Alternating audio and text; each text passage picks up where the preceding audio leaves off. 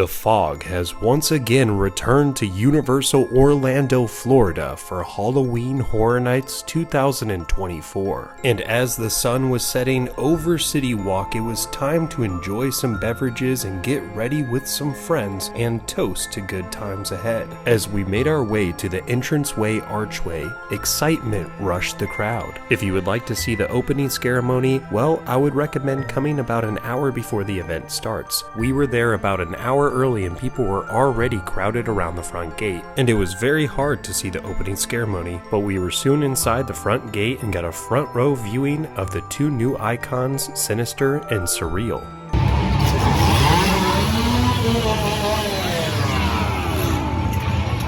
Throughout the night, we stopped by the bar many times, but one notable bar that we went to that is new for this year is the Halloween Horror Nights bar with live scare actors performing on stages. The lines at the bars can get a little bit long, so it's nice to have some live entertainment while you're waiting for a drink. Now sit back and relax as I take you on a tour through a couple of scare zones.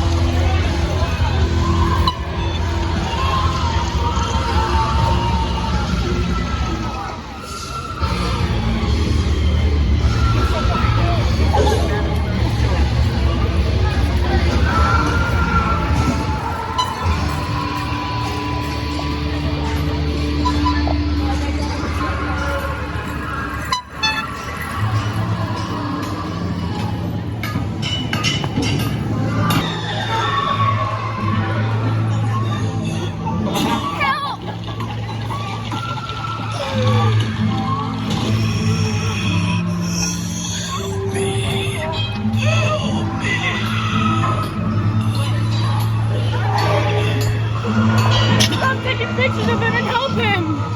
I'm sorry. Please help us! At least help him!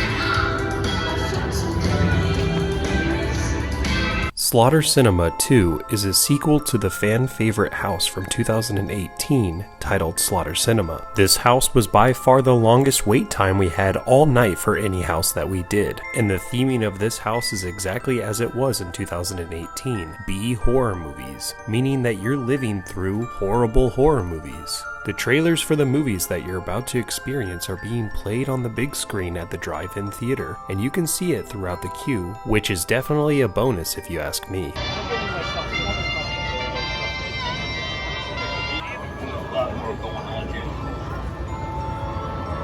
Caught in the crossfires of danger and love, one private investigator against a corrupt establishment in the dark recess. We're going to Goblins. Goblin is at the top, Bloodline's at the bottom. All right, thank you. Had to prepare. How you feel, Daniel? Pretty good. Ready to have a feast. Now, I haven't done every house, but I do think that Goblin's Feast is one of my all-time favorites for this year. But some houses do improve throughout the year. Looks like we're going to the three little goblins house. The tents are actually really cool.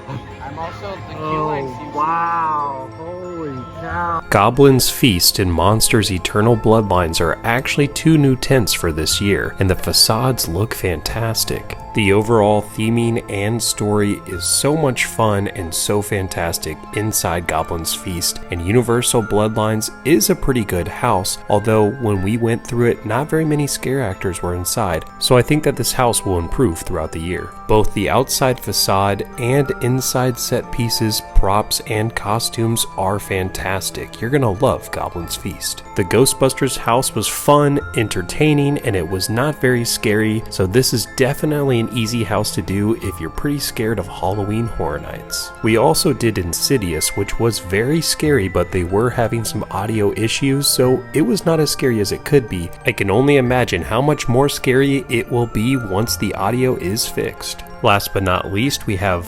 Monstruos, Monsters of Latin America. This house had some really cool puppets in it for all the different monsters. It was good, and I think it's going to move up to the top of my list by the end of this year. But as always, thank you so much for watching this opening night video for Halloween Horror Nights, and I have many videos to come. I'm going to do a deep dive on every single house and scare zone, so please leave a like on this video if you would like to see that. Let me know in the comments what you're most excited for Halloween Horror Nights. If you haven't already, please subscribe down below, that way you can't miss a thing and you can help my channel grow. Have a wonderful night. Peace.